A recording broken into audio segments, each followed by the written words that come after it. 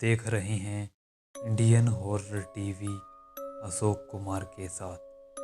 दोस्तों, यदि आप हमारे चैनल पर नए हैं तो हमारे चैनल को सब्सक्राइब कीजिए और बेल आइकन प्रेस करना मत भूलना, ताकि हमारी लेटेस्ट वीडियो की नोटिफिकेशन आपके पास सबसे पहले पहुंचे। तो आइए बढ़ते हैं आज की कहानी की तरफ।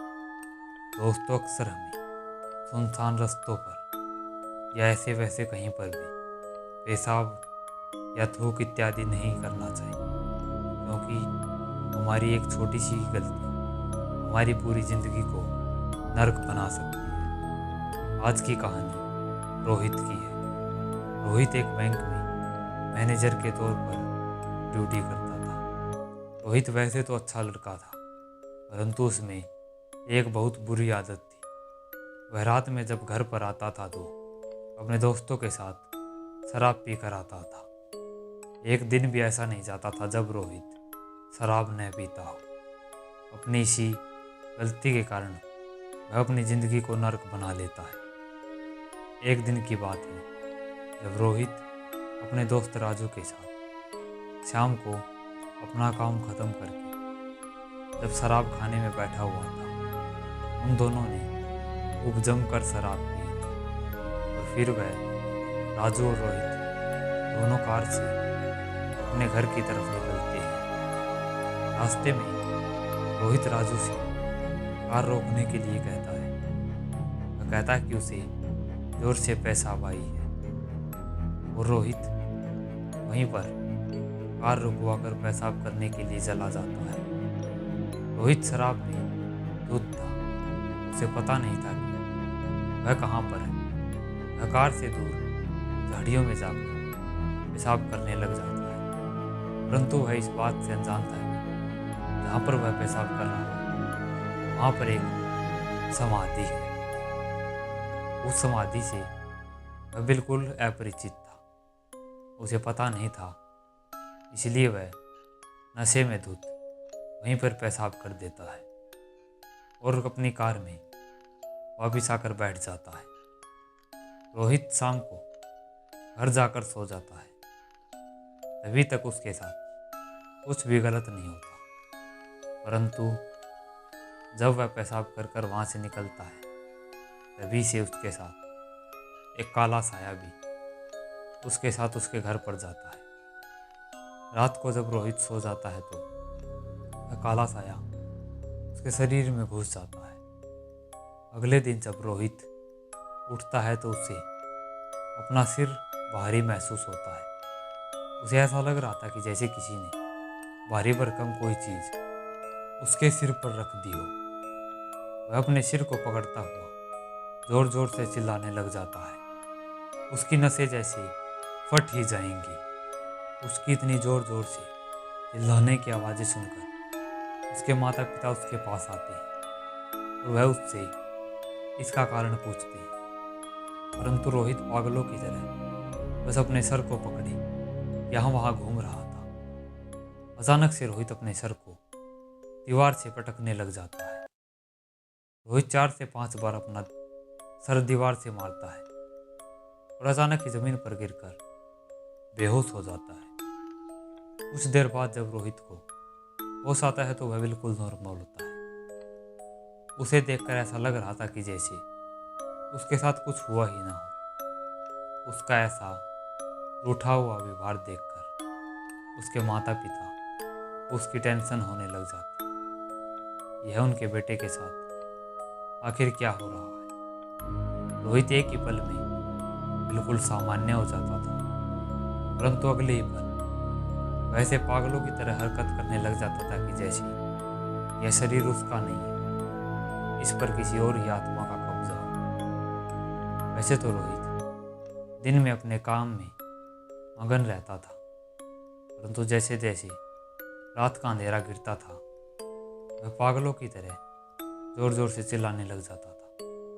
काफ़ी रातों से सोने के न कारण उसकी आंखों के नीचे काले गड्ढे हो चुके थे। रोहित अब बिल्कुल सूख कर कांटे के समान हो चुका था। रातों की नींद उसे खाए जा रही थी। 1 महीना अब बीत चुका था।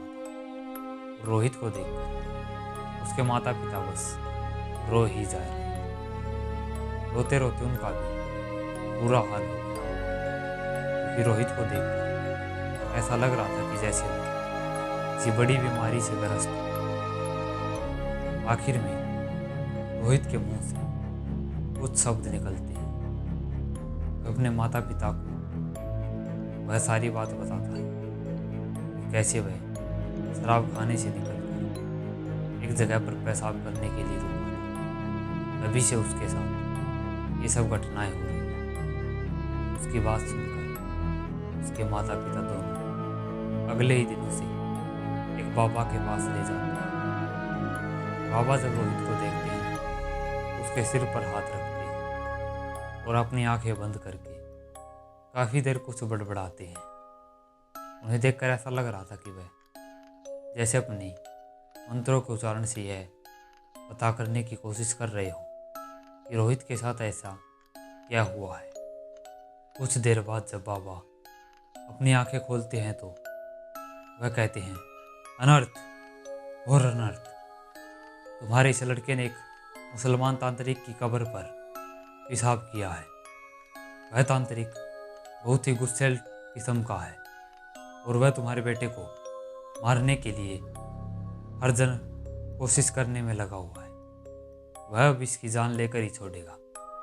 उसकी बात सुनकर रोहित और उसके माता पिता तीनों अपने हाथ जोड़कर बाबा के पैरों में गिर जाते हैं। वे तीनों अपनी इस समस्या का निवारण बाबा से मांगते हैं, परंतु बाबा उन्हें साफ मना कर देते हैं। मेरे पास इसका कोई भी राज नहीं है। वह तांत्रिक की आत्मा बड़ी ही शक्तिशाली है और काफ़ी हठी किस्म की आत्मा है।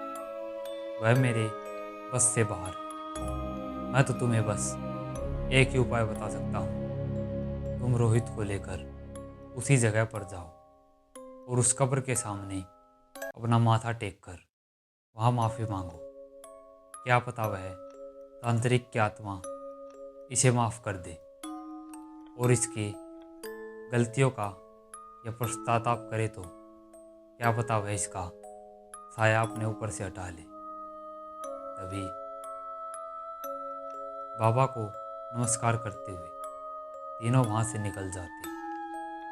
अगले दिन जब रोहित अपने माता पिता को लेकर उस जगह पर जाता है तो वह देखता है कि वहाँ पर एक झाड़ियों के बीच में एक कब्र बनी हुई है।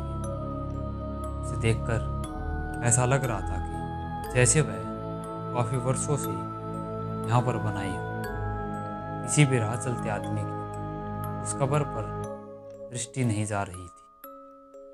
वे तीनों अपना माथा उस कब्र के सामने टेकते हैं और रोहित जोर जोर से गिड़गिड़ाते हुए उस आत्मा से अपनी की हुई गलती की माफ़ी मांगने लग जाता है। रोहित अपना सर उस समाधि के ऊपर पटक पटक कर वह माफ़ी मांगे जा रहा था। काफ़ी देर बाद रोहित को ऐसा महसूस होता है कि किसी ने उसके कानों में कुछ कहा हो। रोहित उसे सुनकर थोड़ा हैरान हो जाता है और वह अपना सर पटकना बंद कर देता है। दरअसल रोहित के कानों में एक आवाज़ गूंजी थी, जाओ तुम यहाँ से। मैंने आज तो तुम्हें माफ़ कर दिया है, परंतु अगली बार अगर तुम्हारे या तुमसे कोई ऐसी गलती हुई तो मैं तुम्हें छोड़ूंगा नहीं। अपने कान में यह आवाज़ महसूस करके वह बहुत खुश था। उस आत्मा ने उसे माफ़ कर दिया। परंतु दोस्तों, आपकी एक ऐसी छोटी सी गलती आपकी पूरी ज़िंदगी को बर्बाद कर सकती है। हमें यहाँ वहाँ कहीं पर भी पेशाब नहीं करना चाहिए। हमें अच्छे से उस जगह का निरीक्षण करना चाहिए, क्योंकि ऐसी बहुत सी जगहें होती हैं जहाँ पर किसी की समाधि या कब्र बनी होती है और हमारा वहाँ पर ध्यान नहीं जाता और हम अनजाने में ही सही एक भयानक शक्ति को आमंत्रण दे देते हैं। तो दोस्तों, आज की कहानी में बस इतना ही। यह कहानी आपको कैसी लगी? अगर अच्छी लगी हो तो वीडियो को लाइक, कमेंट और शेयर कीजिए। चैनल पर नए हैं तो चैनल को सब्सक्राइब कीजिए। अगर आपके पास भी ऐसी कोई कहानी है, डिस्क्रिप्शन में दी गई हमारी ईमेल आईडी पर भेजिए।